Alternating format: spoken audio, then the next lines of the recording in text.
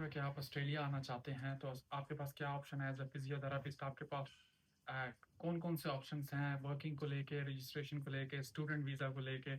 तो इस वीडियो को शुरू से आखिर तक देखें तो आपको सारी इन्फॉर्मेशन मिल सके। अच्छा, सबसे पहले तो अगर आपने चैनल को सब्सक्राइब नहीं किया, सब्सक्राइब कर लें और वीडियो को शेयर करें। सबसे पहली बात मैं करूँगा कि वीज़ा को लेके, ऑस्ट्रेलिया में आने के लिए वर्किंग वीज़ा के बहुत ज़्यादा टाइप्स हैं। आपके पास एम्प्लॉयर स्पॉन्सर्ड कैटेगरी में आ जाते हैं, आपके पास स्टेट स्पॉन्सर्ड कैटेगरी में आ जाते हैं। काफ़ी वीज़ा रिसेंटली बंद हुए हैं, लेकिन जो आजकल वो सबसे ज़्यादा रिसेंटली पॉपुलर वीज़ा है, वो है स्किल इन डिमांड वीज़ा 482 जो एम्प्लॉयर स्पॉन्सर्ड है। मैं उसके बारे में डिटेल से बात करूँगा और साथ ही साथ मैं स्टूडेंट वीज़ा के बारे में भी इसके बारे में भी इन टच रहूँगा। तो सबसे पहले बात करते हैं कि जॉब लेने के लिए यहाँ पे सबसे पहले आपके पास लाइसेंस या रजिस्ट्रेशन यहाँ ऑस्ट्रेलिया का होना चाहिए। सबसे अच्छी बात ये है कि यहाँ पे 6 स्टेट्स हैं और सारी स्टेट्स में एक ही लाइसेंस होता है और उस लाइसेंसिंग बॉडी को जो रेगुलेट करता है उसको एपरा हम कहते हैं, ऑस्ट्रेलियन हेल्थ रेगुलेटरी अथॉरिटी जो है ना। तो फिजियोथेरेपिस्ट को, डॉक्टर्स को, नर्सेस को, सबको ये एक ही बॉडी रेगुलेट करती है। तो इस बॉडी से रजिस्टर होना बहुत ज़रूरी है। इसकी जो बेसिक रिक्वायरमेंट है वो 3-4 बेसिक रिक्वायरमेंट है और 3-4 पाथवेज़ हैं जिनके ज़रिए आप यहाँ की रजिस्ट्रेशन एक्वायर कर सकते हैं। सबसे जो पहला पाथवे है उसमें जो डायरेक्ट पाथवे है जनरल स्ट्रीम उसमें आपने अपनी क्रेडेंशलिंग करनी होती है। उसके बाद आपको इंटर्न सर्टिफिकेट इश्यू होता है, उसके बाद आपने स्पॉन्सर देखना होता है, फिर आप सुपरवाइज़ प्रैक्टिस करते हैं, आपको टाइम दिया जाता है, आपने एग्ज़ाम क्लियर करना होता है और क्लिनिकल क्लियर करना होता है।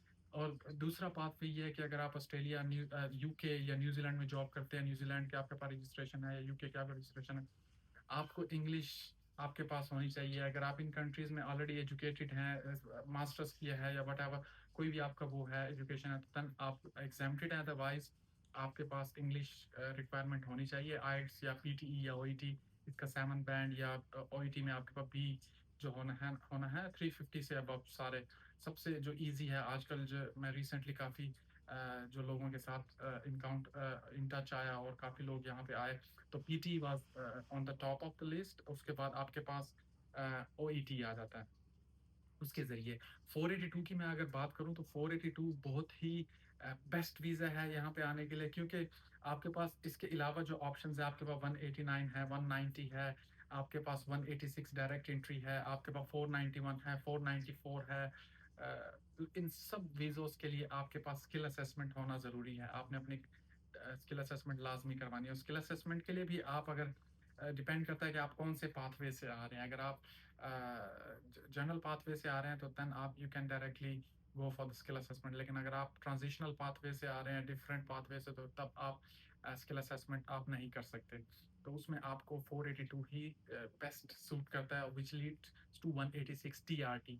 186 जो है वो एक परमानेंट रेजिडेंसी वीज़ा होता है और ये डायरेक्ट इसकी बेसिकली 3 स्ट्रीम्स होती हैं, एक डायरेक्ट एंट्री, एक ट्रांजिशनल स्ट्रीम और एक लेबर एग्रीमेंट स्ट्रीम।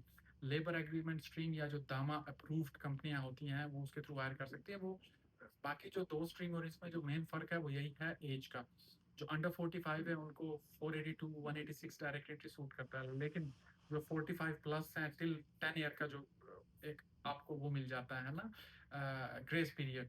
तो अगर इस ऐज के दरमियान आप लोग हैं, तो आपको उसी कंपनी में जॉब करनी जो दामा अप्रूव्ड हो ना।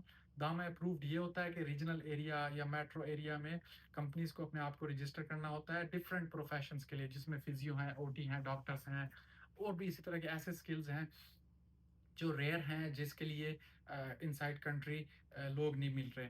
तो वो अगर कंपनी दामा अप्रूव्ड है तो वो आपको हायर कर सकती है और उसके थ्रू आप अपना पीआर पाथवे को चैनलाइज़ कर सकते हैं। तो 482 का ये एक प्लस पॉइंट है कि आप एक दफ़ा जब कंट्री में आ जाते हैं, आपको वीज़ा बार-बार नहीं चेंज करना पड़ता। हाँ, आप एम्प्लॉयर 2 चेंज करते हैं, 3 चेंज करते हैं, 4 चेंज करते हैं, आप एम्प्लॉयर चेंज कर सकते हैं और 2 साल जैसे ही आपके कंप्लीट होते हैं, आपको कोई भी 186 देता है, तो आप डायरेक्टली पीआर पे माइग्रेट हो जाते हैं। और इसमें डायरेक्ट का जो है 189, 491 उस वो एक लॉन्ग पाथवे है। उसको प्रोसेस होने में जो है, उसका जो ड्रॉबैक है, आपको 2 साल लग सकते हैं, अप टिल 2 इयर्स जो है ना, इससे ज़्यादा भी कई केसेज़ में लगता है, लेकिन 18 महीने से 24 महीने आप आइडियली ज़हन में रखें। जब आपके पास स्किल असेसमेंट है, जब आपके पास you are registered with the council ना, तो और उसके बाद आपने पॉइंट्स भी करने होते हैं कैटेगराइज़ और पॉइंट्स बेसिकली यही 4 बेसिक कैटेगरी हैं, आपकी एज को लेके, आपकी एजुकेशन को लेके, आपके एक्सपीरियंस को लेके। तो जितनी आपकी एजुकेशन ज़्यादा होगी, आपके प्लस पॉइंट होते जाएँगे, जितना आपका एक्सपीरियंस ज़्यादा होगा, उतना आपका प्लस पॉइंट है, लेकिन जितना एज आपकी ज़्यादा होती जाएगी, उतने पॉइंट नीचे होते जाते जाएँगे। तो ये इन सब चीज़ों को, लेकिन जब आप 482 के बारे में बात कर रहे हैं, जब आप 186 के बारे में बात कर रहे हैं, जब आप 494, 491, इसमें आपको पॉइंट्स कैश करने की ज़रूरत नहीं होती। 189, 190 में आपको पॉइंट कैश करने की ज़रूरत होती है ना? तो और स्टूडेंट वीज़ा के लिए ये है कि अगर आपको लगता है कि आपके पास रजिस्ट्रेशन नहीं है, आप प्रिपेयर्ड नहीं हैं, आप जो है अभी लाइसेंस एग्ज़ाम के लिए या उसकी आपकी प्रिपरेशन सफिशिएंट नहीं है, तो आप फिर स्टूडेंट वीज़ा के थ्रू आ सकते हैं। यहाँ पे आप सिंपली जो EPRA अप्रूव्ड प्रोग्राम्स है, जैसे मास्टर प्रोग्राम है, आपने उसमें एडमिशन लिया, आपने वो मास्टर कंप्लीट किया, ड्यूरिंग मास्टर आपको लगे कि आप प्रिपेयर्ड हैं, आप एग्ज़ाम दे सकते हैं, गो फॉर दैट। और अगर आपको लगता है कि नहीं अभी आप रेडी नहीं है, तो आप मास्टर्स कंप्लीट करें, उस मास्टर की बेस पे आप डायरेक्ट रजिस्ट्रेशन ले सकते हैं और जॉब आप एक्वायर कर सकते हैं ना। अगेन स्पॉन्सरशिप भी कर सकते हैं, आप इंडिपेंडेंट माइग्रेशन भी कर सकते हैं। तो ओवरऑल मैं कहने का मतलब ये है कि अगर आप एक दफ़ा ऑस्ट्रेलिया में लैंड करते हैं एज अ फिजियोथेरापिस्ट, तो विद इन 4 ईयर मैक्सिमम आप यहाँ के PR होल्डर होते हैं। आपके पास वैराइटीज ऑफ ऑप्शंस जो है ना मिल जाती हैं। और कंट्री इतना बड़ा है कि one of the largest country है, 6th नंबर इन नेशन में जो है इसका नंबर आता है, जिसकी वजह से यहाँ पर और पॉजिटिव पॉइंट ये है कि रजिस्ट्रेशन ऐसे आप अमेरिका में जाएं, 22 स्टेट है, कनाडा में जाएं, स्टेट्स ज़्यादा हैं, हर स्टेट का अपना रजिस्ट्रेशन बॉडी लाइसेंस है। आप गल्फ में जाएं, दुबई UAE का अपने डिफरेंट बॉडीज है, अभी वो उसको भी मर्ज करके आने वाले टाइम में इनिशियल फेज पे है। एक ही लाइसेंसिंग अथॉरिटी होगी, फिर आपको एक ही लाइसेंस करना होगा जैसे DHA, तो फिर आप सारे गल्फ में वो यूज होगा ना। लेकिन करंट में जो ऑस्ट्रेलिया है ये बेस्ट है। इवन ड्राइविंग लाइसेंस का अभी भी यहाँ पे ऐसा है कि हर स्टेट का अपना लाइसेंस है। टोटल 6 स्टेट्स हैं आपके पास, वेस्टर्न ऑस्ट्रेलिया है आपके पास, नॉर्थर्न टेरिटरी है आपके पास, साउथर्न ऑस्ट्रेलिया है आपके पास, क्वींसलैंड है, और आपके पास टेस्मेनिया है, विक्टोरिया है। तो आप इन सब स्टेट्स में कहीं भी जॉब करना चाहते हैं, सिर्फ स्ट्रेट फॉरवर्ड सिंपल रिक्वायरमेंट सबके लिए EPRA जो है वो मैंडेटरी है।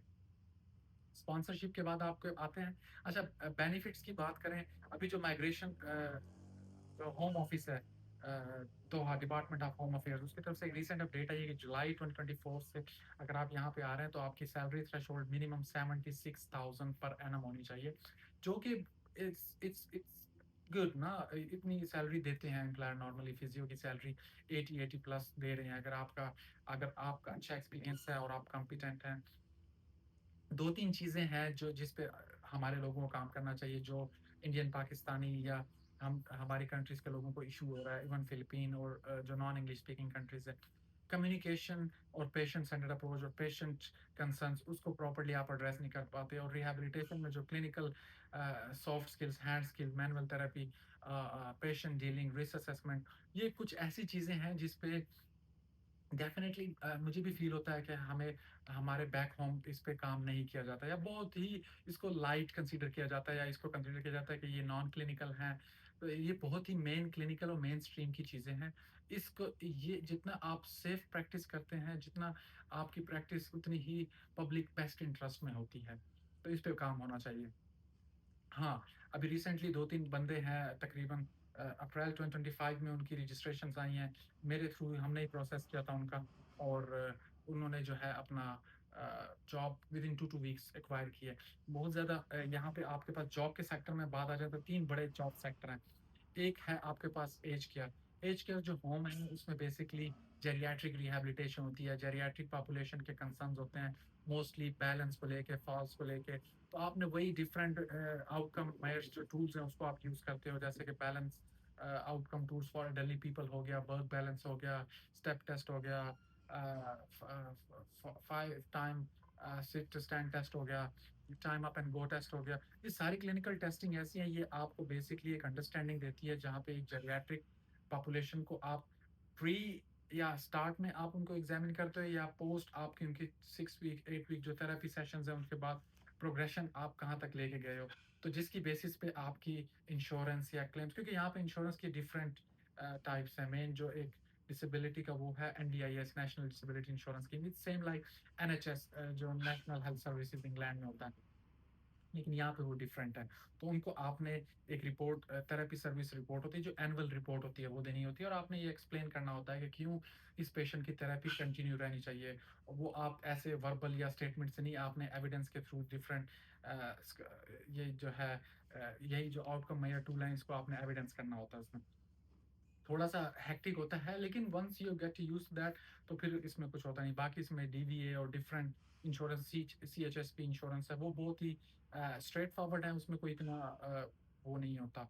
आपने वही प्लान करना होता है कि पेशेंट को कितनी तरह एज़ एन ऑटोनोमस प्रैक्टिशनर आपने काम करना होता है इन जेरियाट्रिक सेक्टर।